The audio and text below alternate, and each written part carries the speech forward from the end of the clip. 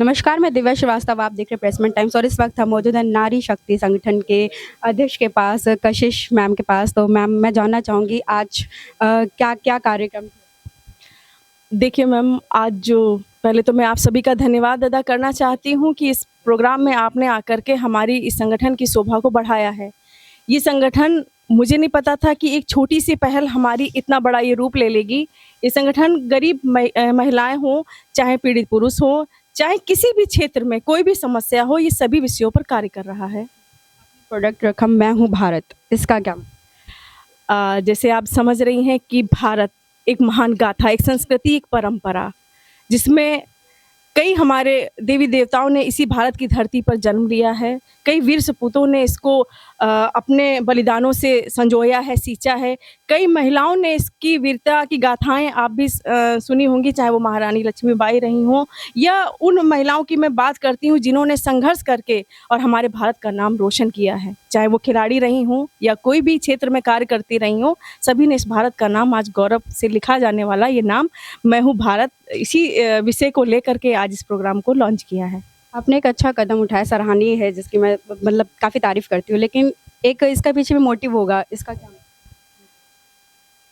इसका उद्देश्य था कि जो महिलाएं दबी कुचली जिंदगियों को जी रही थी, संगठन बहुत से चल रहे हैं और बहुत अच्छा अपना कार्य कर रहे हैं, लेकिन इस संगठन ने जो एक पहल कायम की है, जिसे एक विषय दिमाग में आता है कि क्या ये संगठन किसी फंड पर कार्य कर रहा है, इसको कोई सरकारी फंड मिल रहा है जो इतना बड़ा ये संगठन 25 जिलों में 4 राज्यों में कर रहा है, या कोई प्राइवेट संस्थाएं या प्राइवेट बिजनेसमैन इसको डोनेट कर रहे हैं।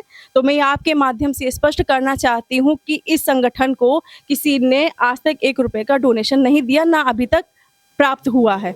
बावजूद उसके हम सब महिलाएं मिलकर के इस कदम को आगे से आगे बढ़ा रही हैं।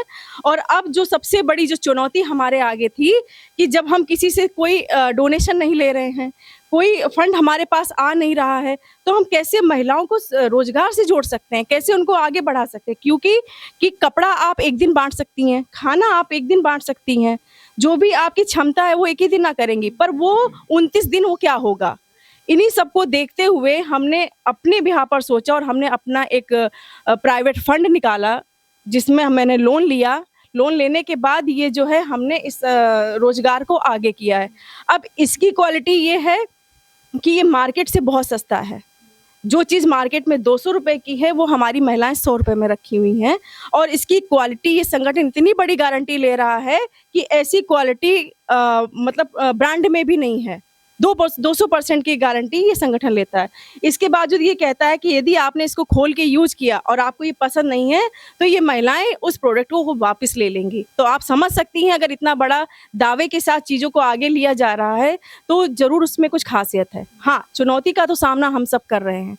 वो इसलिए क्योंकि हमारे उन प्रोडक्टों को किसी सेलिब्रिटी ने या किसी एक ऐसे विशेष व्यक्ति ने नहीं पकड़ा है, जिससे वो बहुत जल्दी हाईलाइट हो जाए। क्योंकि हमारे पास फंड की कमी है, हम लोगों के पास इतना एडवर्टाइज़ करने का पैसा नहीं है जो हम चीज़ों को आगे ला सकते हैं। इसका समस्याएं जो महिलाएं हैं वो सामना कर रही हैं। आपने कहा कि फंड नहीं मिला है, अगर आगे गवर्नमेंट फंड करती है तो? अगर गवर्नमेंट की योजनाएं हमारी महिलाओं के लिए या हमारे पुरुषों के लिए या ग्रामीण क्षेत्रों के लिए जो आता है, वो उन्हीं पे जाएगा। इससे हमारी जो एक जिम्मेदारियां हैं उन पर थोड़ा कम प्रभाव पड़ेगा। मतलब आप गवर्नमेंट का फंड लेंगे अगर आता है? हाँ, आता है तो जिसके लिए आता है उनके लिए ही खर्च किया जाएगा। बहुत बहुत धन्यवाद मैम, आपसे बातचीत करके अच्छा लगा।